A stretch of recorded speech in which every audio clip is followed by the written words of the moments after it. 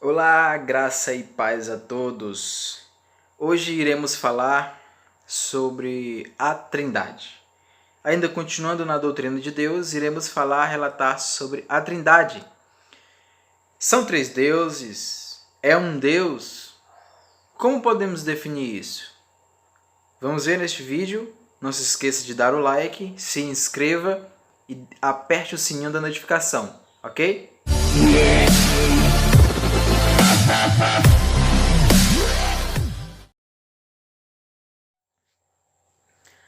Nós podemos definir a doutrina da Trindade da seguinte forma. Deus vive eternamente, sempre viveu eternamente, ou seja, não teve começo e não terá fim. Deus vive eternamente em três pessoas: Deus Pai, Deus Filho e Deus Espírito Santo. E cada um deles é plenamente Deus, ou seja, tem o Deus Pai, tem o Deus Filho, tem o Deus Espírito Santo. Mas não são três deuses, e sim um Deus. É complicado falar sobre essa questão de trindade, porque esta palavra não existe na Bíblia. Essa palavra ela não é encontrada em nenhuma parte da Sagrada Escritura.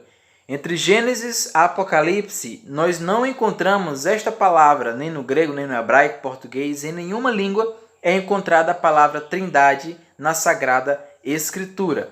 Porém, temos em alguns lugares, não diretamente a palavra, mas indiretamente a palavra, ou num contexto geral, podemos encontrar ele num sentido em que Deus mostra para os seus leitores, mostra para os leitores que há sim uma trindade e que é um Deus em três pessoas.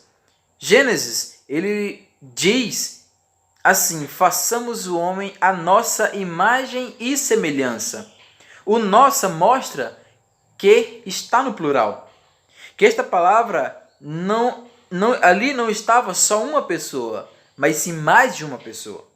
Então podemos entender que Deus, na sua plenitude, sendo três, Deus Pai, Deus Filho e Deus Espírito, estavam na criação e na formação do homem.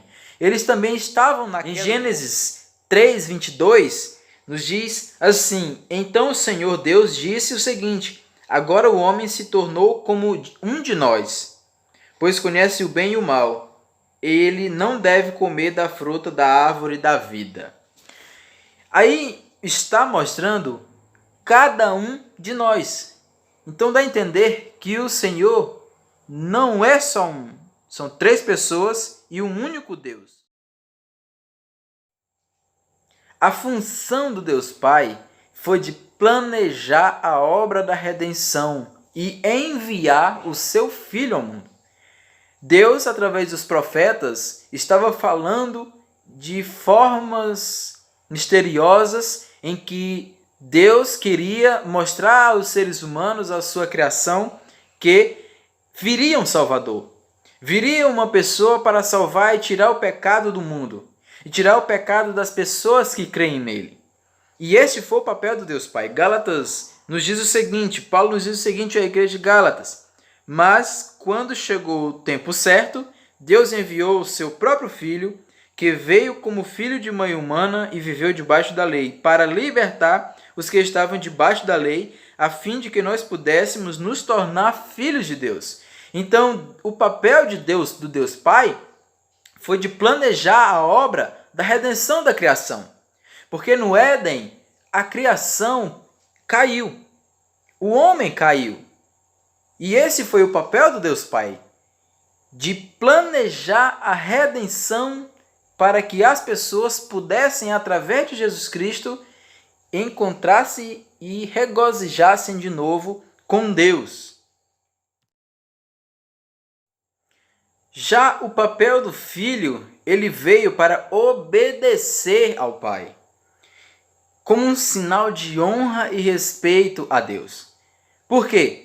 Para mostrar a todos os cristãos, todas as pessoas da face da terra, que ele, sendo plenamente Deus, sendo Filho, mas sendo também plenamente Deus e fazendo parte da Santíssima Trindade, ele não hesitou em obedecer a Deus, porque ele queria mostrar a todos os seres humanos, a todos os cristãos, de como devemos obedecer e perseverar até o fim da nossa vida, como Cristo perseverou. A palavra de Deus nos diz o seguinte: pois eu, Jesus Cristo, desci do céu para fazer a vontade daquele que me enviou, e não para fazer a minha própria vontade. E a vontade de que me enviou é esta, que nenhum daqueles que o Pai me deu se perca, mas que ressuscite todos no último dia. A função e o papel do Deus Filho foi de ser enviado, e ao ser enviado foi obedecer a Deus, foi obedecer ao seu Pai, que está nos céus e vive eternamente junto com ele. E a vontade de Deus era que o seu Filho morresse por todos e que todos chegassem ao conhecimento da verdade, para que quando chegar, creiam no seu nome e o recebam para se tornarem filhos de Deus. E também, para finalizar, o papel do Deus Filho foi, além de obedecer a Deus, foi de morrer pelo mundo para que o mundo pudesse crer e que fosse salvo por Deus. Já o papel do Espírito Santo é específico, pois ele tem o papel de convencer o homem do pecado. Ele tem o papel de convencer o homem do seu pecado e do juízo de Deus. Pois a Bíblia diz, quando vier o auxiliador, ele convencerá as pessoas do mundo, do que elas têm uma ideia a respeito do pecado e do que é direito, justo também, julgamento de Deus. Então o Espírito Santo, a obra do Espírito Santo junto com a Santíssima Trindade, ele é de convencer o homem do pecado. O Espírito Santo vai descer, ele vai convencer o homem, vai convencer os eleitos de Deus, e este vai se arrepender do seu pecado, e se arrependendo do pecado, vai se tornar uma nova criatura para a glória do Deus Pai. E que o Senhor abençoe a vida de cada um de vocês, esteja abençoando. Se inscreva no canal, deixe aquele like e ative o sininho da notificação para a gente ganhar, beleza? Abraço e até mais.